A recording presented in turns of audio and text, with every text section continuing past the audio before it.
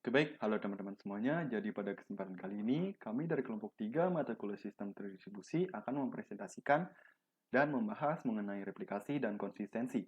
Nah, sebelum mulai ke topik pembahasan, alangkah baiknya kami memperkenalkan anggota kelompok kami terlebih dahulu. Nah, yang pertama itu ada Iwan Gova Pratabiantara dengan akhiran NIM 04. Yang kedua itu ada Suryantita Ima dengan akhiran NIM 26. Dan yang terakhir yaitu saya sendiri, Ikomang Manik Bendesa Putra dengan akhiran 15. Oke, mungkin kita langsung aja ya ke topik pembahasan utamanya. Nah, jadi topik pembahasan utama kita akan membahas mengenai 6 hal. Yang pertama itu adalah pengertian konsistensi dan replikasi. Yang kedua itu ada keuntungan replikasi. Yang ketiga itu adalah jenis replikasi. Yang keempat itu adalah konsistensi dalam sistem terdistribusi. Yang kelima itu adalah model konsistensi. Dan yang terakhir itu adalah protokol konsistensi. Oke, langsung aja menuju ke topik yang pertama, yaitu pengertian konsistensi dan replikasi.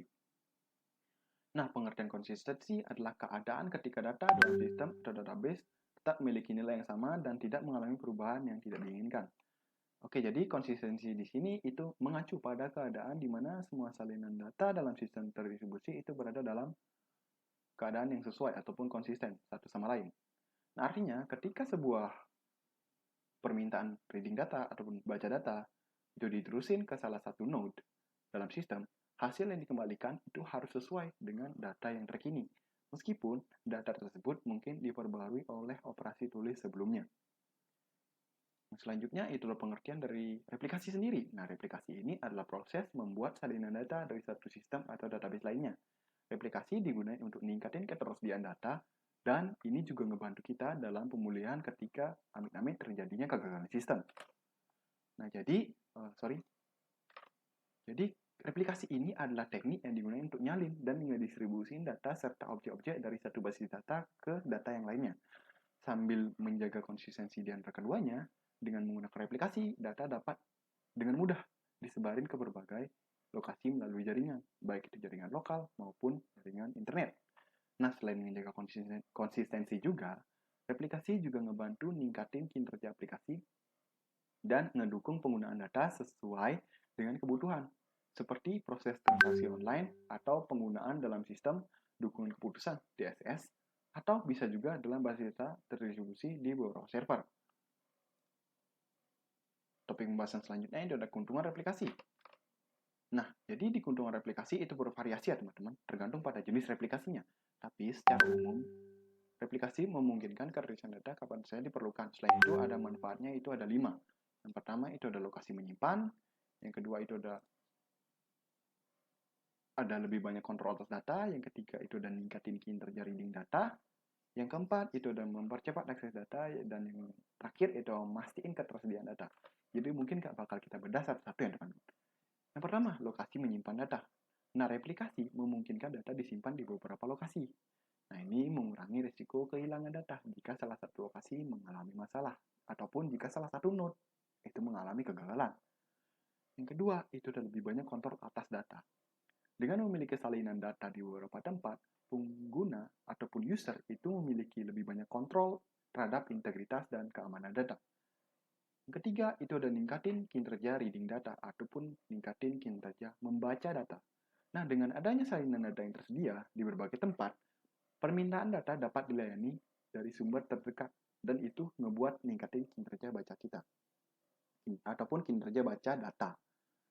Dan yang keempat, itu adalah mempercepat akses data. Nah, data dapat diakses lebih cepat karena replikasi memungkinkan user atau pengguna itu ngedapatin akses ke salinan data yang tersedia terdekat dari lokasi mereka. Dan yang terakhir itu adalah memastikan ketersediaan data. Nah, dengan memiliki salinan data di beberapa lokasi, replikasi membantu memastikan ketersediaan data, bahkan jika salah satu sumber mengalami gangguan atau kegagalan sistem. Mungkin selanjutnya itu ada jenis-jenis replikasi yang akan dijelaskan oleh Gova. Silakan Gova. Baik, di sini saya akan menjelaskan jenis-jenis replikasi. Jenis replikasi itu dibagi menjadi 3. Yang pertama ada snap replication, yang kedua ada transitional replication, yang ketiga ada merge replication. Apa aja sih pengertian dari jenis replikasi itu? Yang pertama ada snapshot replication.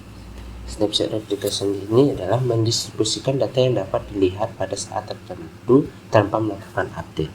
Yang di sini yang dimaksud itu adalah data-data yang bersifat read only dan tidak dapat diupdate. Uh, Data jenis aplikasi ini dapat membantu pada saat data sebagian besar statis dan tidak sering berubah. Yang kedua, dapat menerima kopi data yang melewati batas waktu. Ketiga, data cenderung sedikit. Kedua, ada transactional application. Transactional application ini adalah jenis yang bertugas sebagai penjaga atau pemelihara konsistensi transaksi yang terjadi. Dari mana? Dari gambar di sini dijelaskan bahwa di sini ada tiga pihak. Yang pertama ada publisher, subscriber, dan distributor. Dari mana publisher mengirimkan semua filenya ke para penerima media. Yang ketiga ada merge application. Merge application ini adalah memungkinkan bekerja atau merubah data sesuai dengan wewenangnya saat server tidak terkoneksi ke seluruh lokasi. Pada saat server tidak terkoneksi ke seluruh lokasi, kita dapat mengedit data-data yang terdapat di dalamnya akan terupdate setelah pada saat server pada lokasi itu menyala. Next, sini saya akan menjelaskan konsistensi dalam sistem distribusi. Sistem konsistensi dalam distribusi ini dimaksud dengan konsistensi simatik. Konsistensi simatik ini memiliki evaluasi, karakteristik, dan algoritma. Yang pertama, evaluasi dari konsistensi simatik ini adalah sistem berkas yang menunjang berkas untuk berbagi. Sini itu bertugas sebagai penunjang dari berkas-berkas yang ingin dibagi.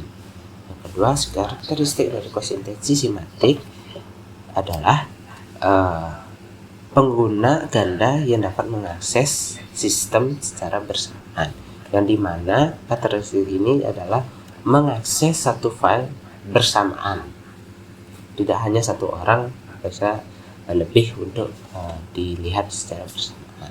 Sistem algoritma dari konsistensi simatik ini adalah berhubungan langsung dengan algoritma pada proses sinkronisasi, yang dimana berhubungan pada saat sistem sinkronisasi atau proses sinkronisasi itu berlangsung.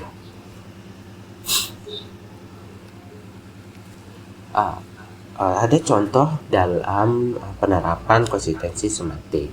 Yang pertama adalah Unix semantik. Unix semantik ini adalah pengguna pada sebuah open berkas dapat dilihat pengguna lain dan juga membuka berkas yang sama, sharing menggunakan pengguna atau berbagai berkomputer, yang dimana Unix semantik ini diartikan sebagai kita membuat file dapat diakses oleh orang lain, seperti itu.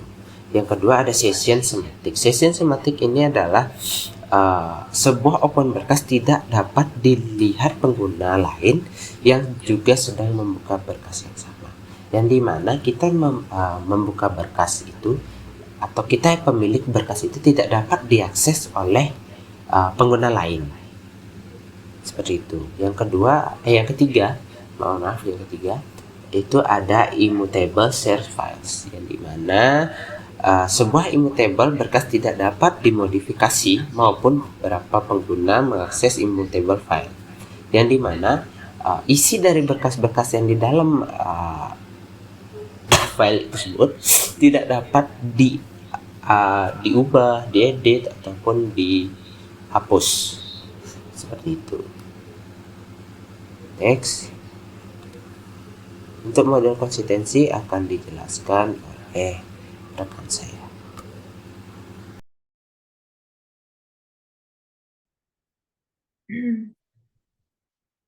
Baik, di sini saya akan menjelaskan model konsistensi dan juga protokolnya. Yang pertama itu model konsistensi. Jadi model konsistensi itu penggunaan model konsistensi data yang kompleks. Jadi dia itu terkadang tidak efisien. Nah, akan tetapi dalam beberapa kasus pendekatan sederhananya itu seperti model client-centric konsistensi, dia ini berfokus pada satu klien, dapat mudah diimplementasikan dan juga cukup efektif. Next.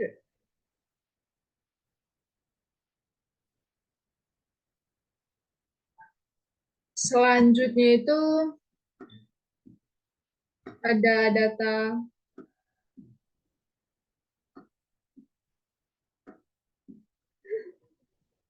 astagfirullahaladzim.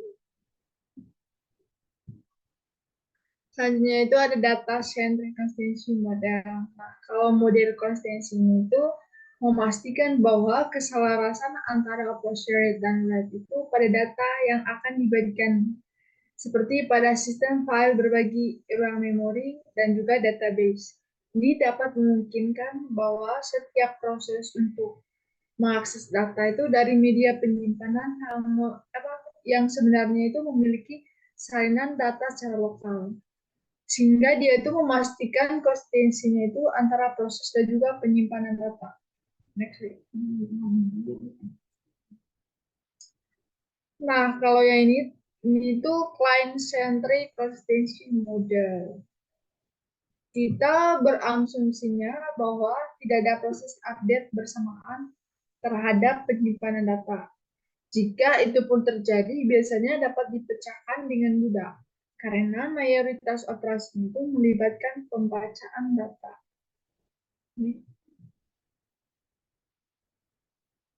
Selanjutnya itu ada protokol konsistensi. Nah, kalau ini tuh ada 3 bagian. Yang pertama itu primary base protocol, read write protocol, dan juga cache crunch protocol. Next.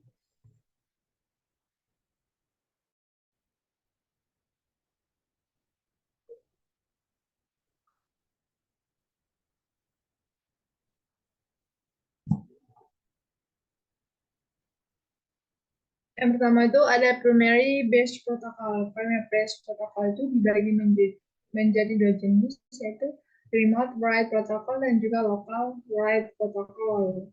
Nah, kedua protokol ini tuh memiliki peranan yang berbeda untuk memastikan bahwa konsistensinya itu konsistensi datanya itu dalam sistem terdistribusi.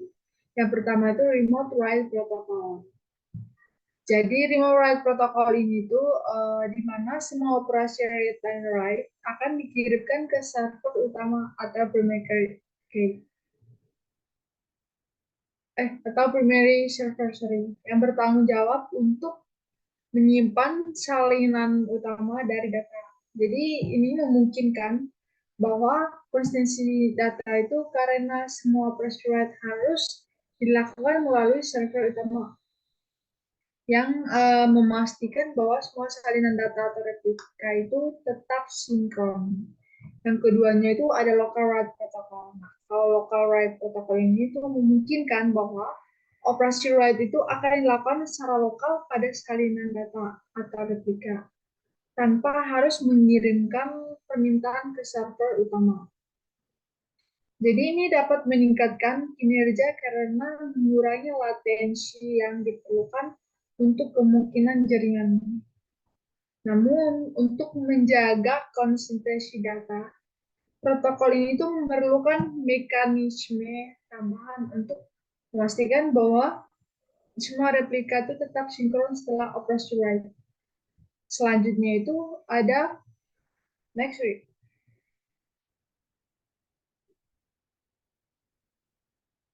Selanjutnya itu ada replika write protocol. Jadi replika write protocol itu dibagi menjadi 2 jenis.